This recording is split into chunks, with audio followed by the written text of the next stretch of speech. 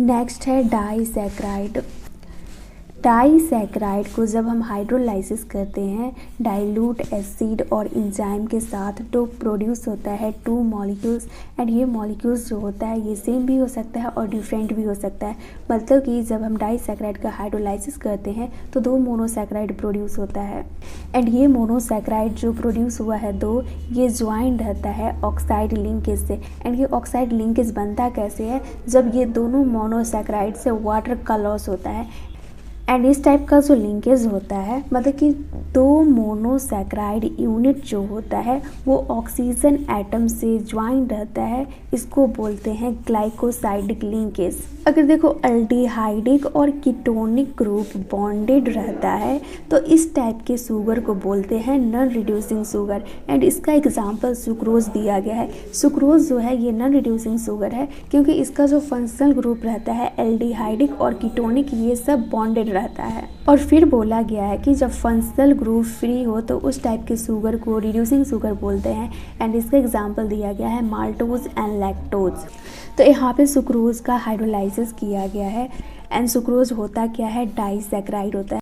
Sucrose का molecular formula होता है C12H22O11। एंड जब हम इसको हाइड्रोलाइसिस करते हैं तो ग्लूकोज प्लस फ्रुक्टोज प्रोड्यूस होता है। एंड ये जो ग्लूकोज रहता है ये D प्लस ग्लूकोज रहता है। एंड ये जो फ्रुक्टोज रहता है D माइनस फ्रुक्टोज रहता है। एंड ये जो प्रोड्यूस होता है इक्विमोलर मिक्सचर में प्रोड्यूस होता है। देखो तो अब हमें बनाना है glucose plus fructose. And glucose में भी क्या बनाना है, alpha D glucose. And fructose में हमें बनाना है बीटा डी फ्रुक्टोज। तो हमें अल्फ़ा डी ग्लूकोज बनाना है तो फर्स्ट कार्बन पे जो OH रहेगा वो नीचे रहेगा। जब OH नीचे है तो H ऊपर रहेगा। तो ये है 1, यहाँ पे O रहता है, ये हो गया 2 3 4 एंड ये हो गया 5 एंड इधर हो गया CH2OH। एंड इधर OH है तो इधर भी OH होगा एंड ये H होगा। मैं रिमेंबर करने का ट्रिक पीछे बता दी हूँ तो उससे आसानी से याद कर सकते हो। प्रैक्टिस करते करते एकदम याद हो जाएगा। तो यहाँ पे OH है तो इधर H होगा, फिर ऊपर H होगा। एंड यहाँ पे H है तो नीचे OH होगा, ऊपर H होगा। एंड फिर हमें बीटा डी फ्रुक्टोज लिखना है। तो बीटा में क्या होता है कि OH ऊपर रहता है तो यहाँ पे हो जाएगा OH, इधर हो जाएगा CH2OH। तो ये 1 कार्बन हो गया, ये 2 कार्बन हो गया एंड इधर O हो गया, ये 3 हो जाएगा, ये 4 हो जाएगा, ये 5 हो जाएगा एंड एक यहाँ पे CH2OH हो जाएगा, नीचे में H हो जाएगा, ये 6 कार्बन हो गया। तो देखो ये फर्स्ट कार्बन है एंड ये सेकेंड कार्बन है। तो यहाँ से वाटर जो है ये रिमूव हो जाएगा। जब वाटर रिमूव हो जाएगा तो यहाँ पे फॉर्मेशन हो जाएगा ग्लाइकोसाइडिक लिंकेज का। एंड यहाँ पे ग्लाइकोसाइडिक लिंकेज बना है किसके बीच में, C1। एंड ये ग्लूकोज कौन सा लिया गया है, अल्फ़ा डी ग्लूकोज लिया गया है। एंड यहाँ पे क्या लिया गया है, कार्बन नंबर 2 एंड फ्रुक्टोज कौन सा लिया गया है, बीटा डी फ्रुक्टोज। तो ये दोनों के बीच में फॉर्मेशन हुआ है ग्लाइकोसाइडिक लिंकेज। तो हमसे पूछा जाता है कि सुक्रोज में किसके किसके बीच में ग्लाइकोसाइडिक लिंकेज बनेगा, तो वो होगा C1 alpha D glucose and C2 beta D fructose. तो यहाँ पे देख सकते हैं ग्लूकोज एंड फ्रुक्टोज का जो रिड्यूसिंग ग्रुप है वो इन्वॉल्व है ग्लाइकोसाइडिक बॉन्ड फॉर्मेशन में, इसलिए सुक्रोज को बोलते हैं नॉन रिड्यूसिंग शुगर। एंड फिर दिया गया है जब हम सुक्रोज का हाइड्रोलाइसिस करते हैं तो ग्लूकोज प्लस फ्रुक्टोज मोनोसैकराइड जो होता है ये प्रोड्यूस होता है। एंड ये ग्लूकोज जो रहता है ये पॉजिटिव वाला रहता है एंड फ्रुक्टोज जो रहता है निगेटिव वाला रहता है। तो पॉजिटिव वाला को बोलते हैं डेक्स्ट्रोरोटेटरी एंड निगेटिव वाला को बोलते हैं लेबोरोटेटरी।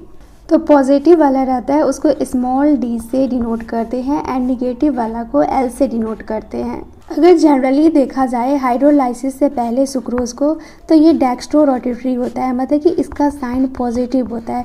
बट जैसे ही हाइड्रोलाइसिस किया जाता है तो ये मिक्सचर जो होता है ये निगेटिव हो जाता है।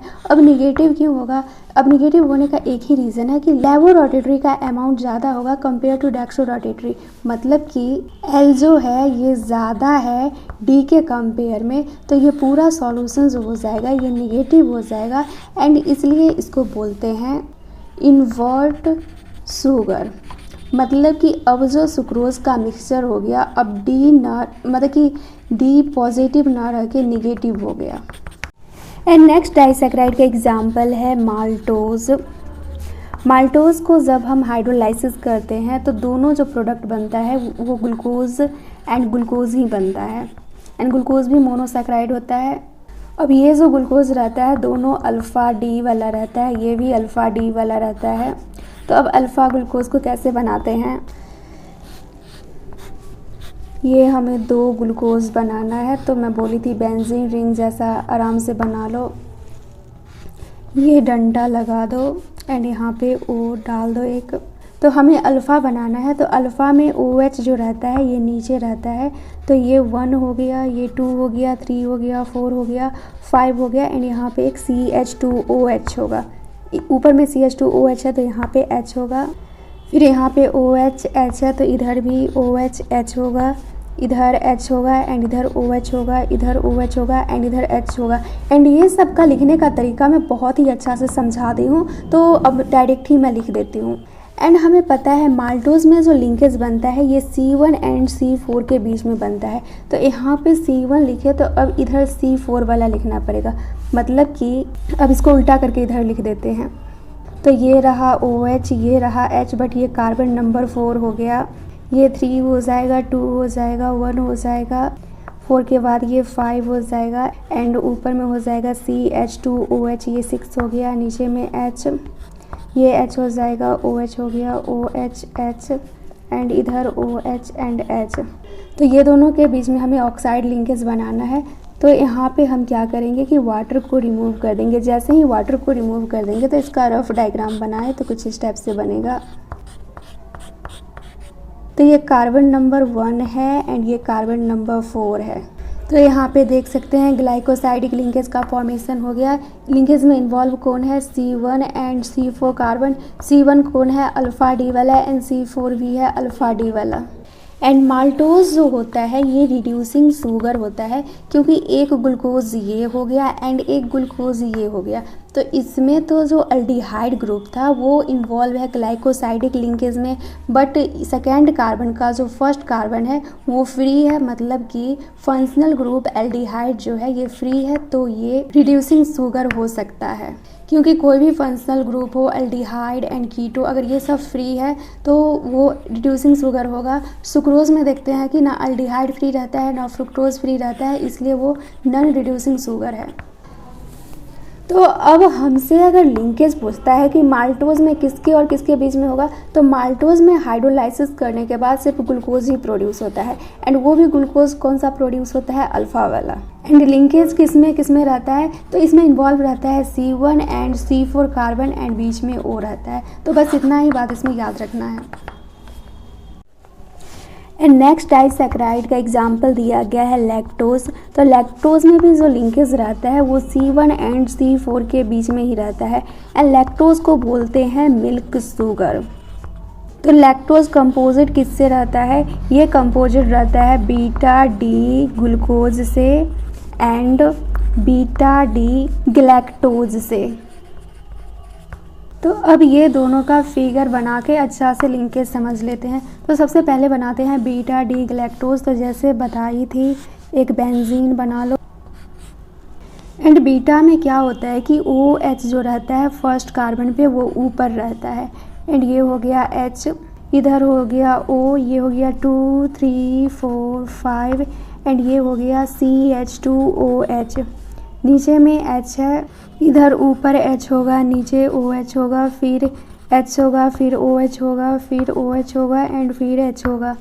एंड फिर इसके लिए लिखे तो सबसे पहले डंडा बना लो,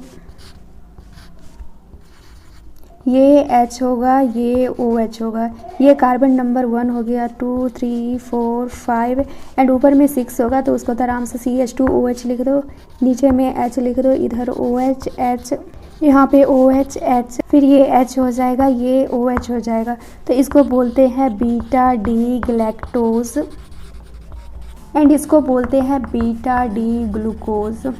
तो ग्लाइकोसाइडिक लिंकेज का फॉर्मेशन कैसे होता है? जब मोनोसैकेराइड से वाटर का लॉस होता है तो ग्लाइकोसाइडिक लिंकेज का फॉर्मेशन होता है। तो ये दोनों मोनोसैकेराइड है, तो अब वाटर का लॉस होगा, ये रहा H एंड इधर से एक O आ गया, तो यहाँ से वाटर का लॉस हो गया, तो यहाँ पे फॉर्मेशन हो गया ग्लाइकोसाइडिक लिंकेज। एंड लैक्टोज भी जो है ये रिड्यूसिंग शुगर है। एंड ये रिड्यूसिंग शुगर क्यों है? क्योंकि इसमें बीटा डी ग्लूकोज जो है, यहाँ पे देख सकते हैं फर्स्ट कार्बन पे जो अल्डिहाइड ग्रुप रहता है वो फ्री रहता है। जब फंक्शनल ग्रुप फ्री है तो ये रिड्यूसिंग शुगर होगा।